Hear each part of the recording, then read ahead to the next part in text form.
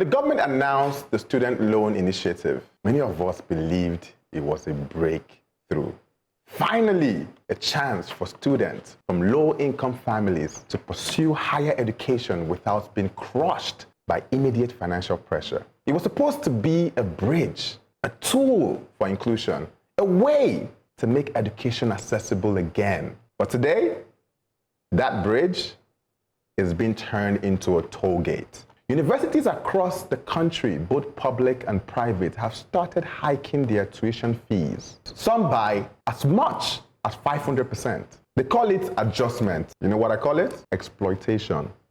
Because what's really happening is that institutions are using the loan scheme as an excuse to price out the poor while pretending to serve them. In some schools, medicine has gone from 126,000 to 782,000. Nursing, 825,000 to 1.2 million. Edo State, a medical student could graduate owing 50 million naira. That's not a degree, that's a lifetime debt. How did we get here? A system that was supposed to open doors have been twisted into a trap. The government offers loans, schools raise their fees, and the students are left holding the bag. Not of opportunities, but of obligation. Let's be honest, most of these students will never get those jobs that justify the debt. We're asking 22 years olds to sign up for a financial slavery in a country when even graduates struggle to find work. Education is not supposed to be a business. It's supposed to be a public trust. When schools turn classroom into cash register and students into customers, something has gone terribly wrong. So maybe the question isn't about the loan program itself. It's about the system around it. Because when good policy meets bad actors, even the best intention can be hijacked. If we truly want to make education accessible, then regulating the institutions must be part of the conversation. The goal should never be profit. It should be progress. The federal government privatized education, so it's now business. It is business. And then again, when you see, we are copy people. So we say, when you go to the UK, you have to get loans, to finance your education, same in the US. And then they bring that sort of thing to Nigeria and then people who are already impoverished. And then when you look at the people who started out, particularly in Western Nigeria, with free education, and then you see where we are today, you see governors prioritizing constructing airports. Now, competing with themselves, who's got the airline and the airports, but we do not have basic education, no basic health. And then you see that we're still having problems moving goods from one point to the other, where we should prioritize rail. So I'm back to this education thing. What really is the goal, the vision of our politicians today?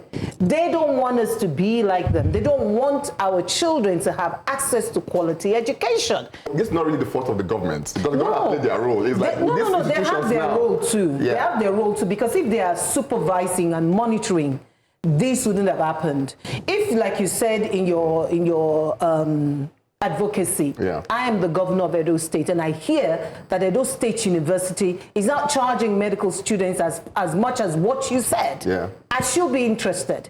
I should want to, get in there and find a way to make it, because as you said, we're pricing out the poor. We're pretending to serve them. So it goes back to them because there is no effective supervision. It goes back to them. Right. This is multi-pronged, your advocacy. We talk about the quality of education in Nigeria, and we talk about government not being able to adequately fund the education sector. And the government also, they've been driving towards university autonomy for the past couple of years. Even ASU themselves, they've been fighting for university autonomy. What autonomy means that the schools will have to fund, they'll need to generate enough income to provide quality education for the students. There is no way for them to do this without hiking fees.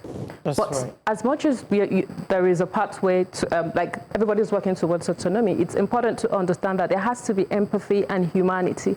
Why are you hiking fees by 500% within a school year? Within the timeline when the Minimum wage, like where they're going to get the It money. is not even graduated. So, okay, first year, we do maybe 50% this year, next year, so people can plan towards it. The average Nigerian, they currently struggle to pay the fees as it were, but then now here we are. But then back to Edo State. If Edo State University is hiking fees at 500%, that falls on the Edo State government. Because the university autonomy bit is a federal university conversation. State governments are not having the conversation Precisely. yet. So it falls on the Edo State government, and they have chosen to. I mean, one thing about the NEL Fund project is they had to halt all Payment. All payments. The moment they started seeing that universities were raising the price, they said, you know what, you guys, let's stop this and let's figure out how we can get a balance, because it looks like you guys are trying to exploit the students. So my question is, where is PTA? I've been asking this question University forever. PTA? Parent Teachers Association. University. And the university? It's just primary school. No, No. But there should be a national association that can be a pressure group. Hold on. We're in this country when that body was functioning from crèche to university. In this country. Yeah. Okay, we were not.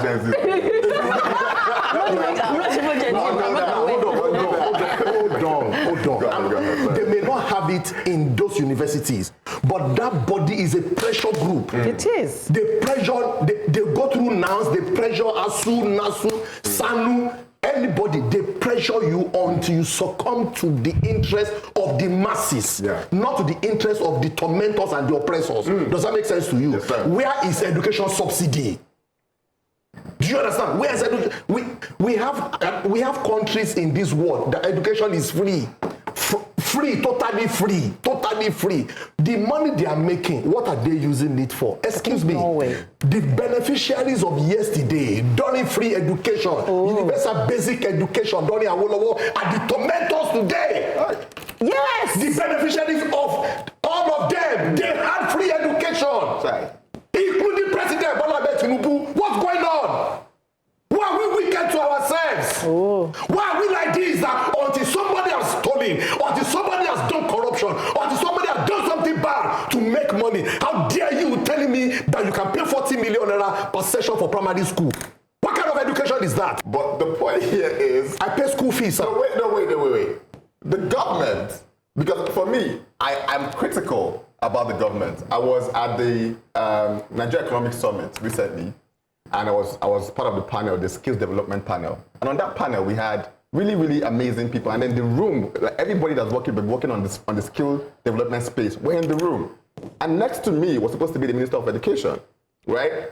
And he wasn't there. He didn't show up. This is Nigeria Economic Summit. So what are you saying? No, wait. So on that stage, I said it. I'm like, I am very, very disappointed that the Honorable Minister, who's responsible for this, isn't here, where the people that have been working tirelessly are here trying to find solution to this problem. But what did he say? What did they say? They say, oh, he's busy and all of that. So what I'm saying is, I'm critical about the government. But in this case, this is not a government problem.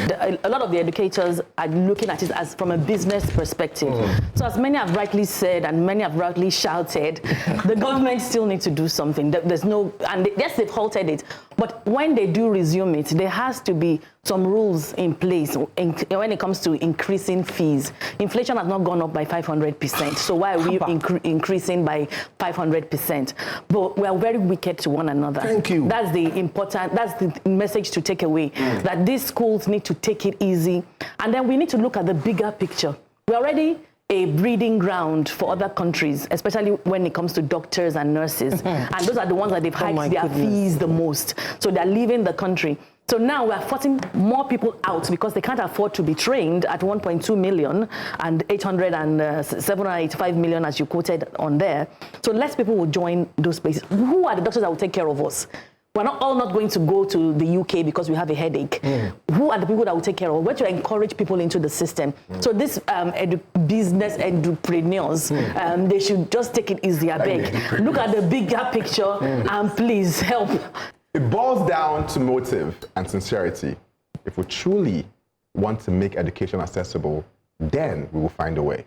If not, then we will play at policies that are bound to fail.